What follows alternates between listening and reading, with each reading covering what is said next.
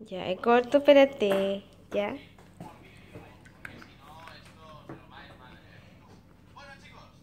¿Está rico? Sí. Pero eso no es mala. ¿De cuál te comiste? No sé. ¡Ay, qué asco!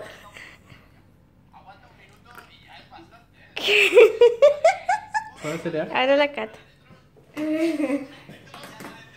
Esto no se ve bueno. No lo puedo morder. Pero el sabor no está tan malo. Un segundo nomás. Es que no lo puedo morder, así que tengo que saber el sabor. La gente está muy loca.